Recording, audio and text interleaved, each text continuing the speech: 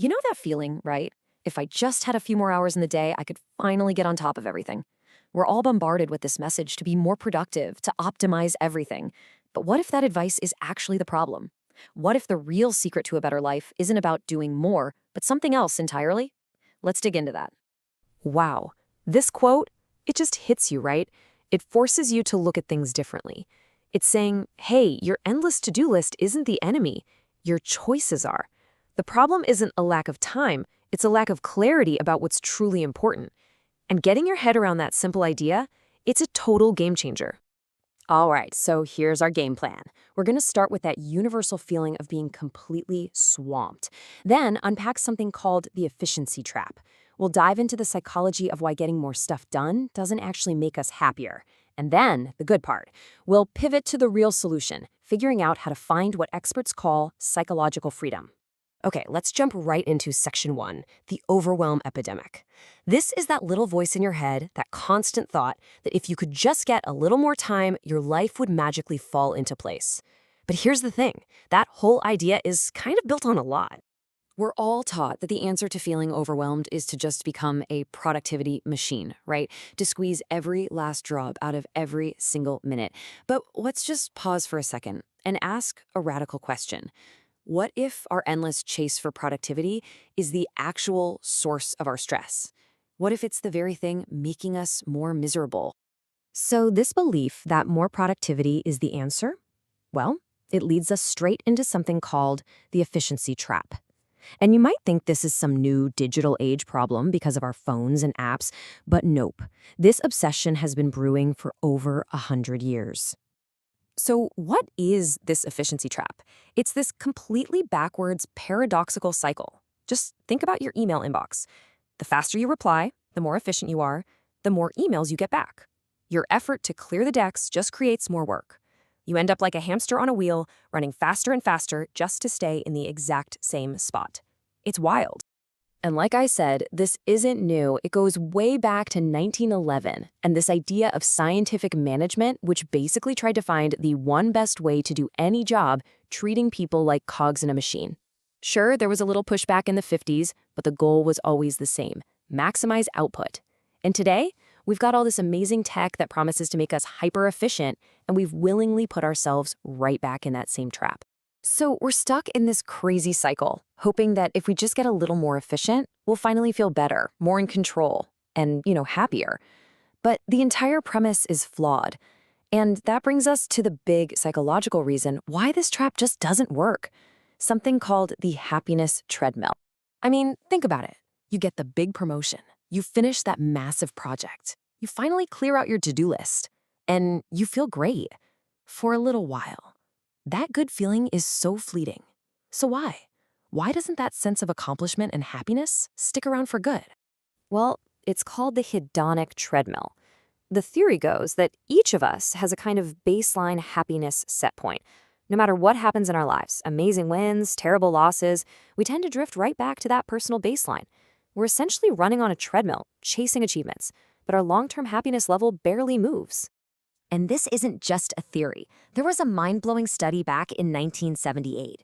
They looked at two groups that had gone through extreme life changes: lottery winners and people who'd recently been in accidents that left them paralyzed. The results were shocking. After the initial high wore off, the lottery winners were no happier than anyone else. And the accident victims, while obviously less happy, adapted and started to move back toward their original happiness levels. This graph here shows it perfectly. You get a huge positive event, happiness spikes up. A negative event, it dips down. But look what happens over time.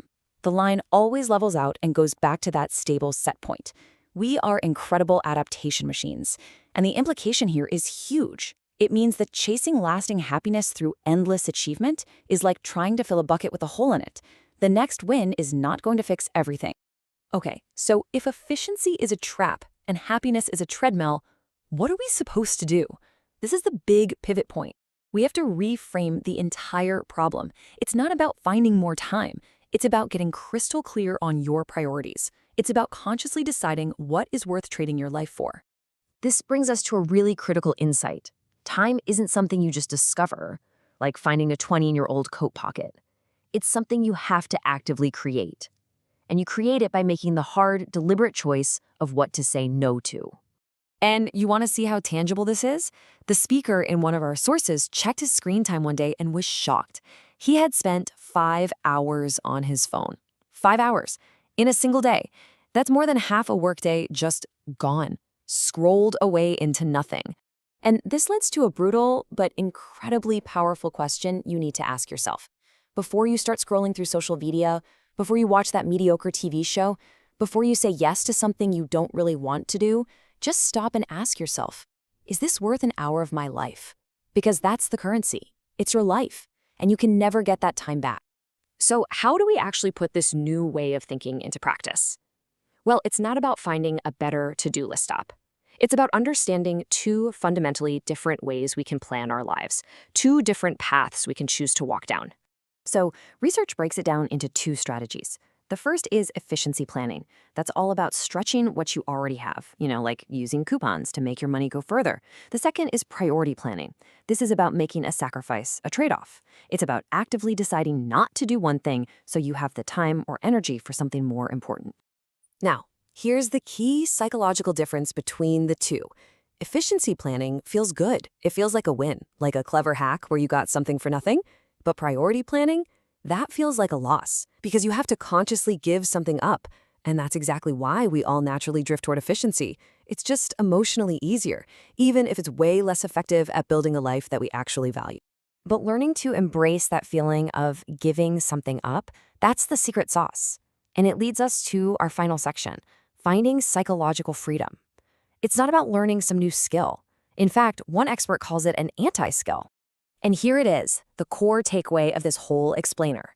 The way out of the trap isn't another productivity hack. The real solution is a mindset shift. It's about finally, truly accepting that you cannot do everything. It's about having the courage to deliberately choose what matters most and let the rest go. This is the path to that freedom. Step 1, acknowledge your limits. Step 2, make tough, conscious choices. And step 3, this is the anti-skill. When you feel that wave of overwhelm wash over you, you have to resist the instinct to just work faster. Instead, you stop, you prioritize, and you focus on doing the few things that actually count. Because in the end, it's not about finding time, it's about making it. So I'll leave you with this one question to think about.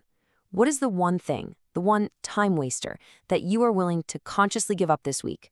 Not to be more productive, but to make space for what truly matters in your life.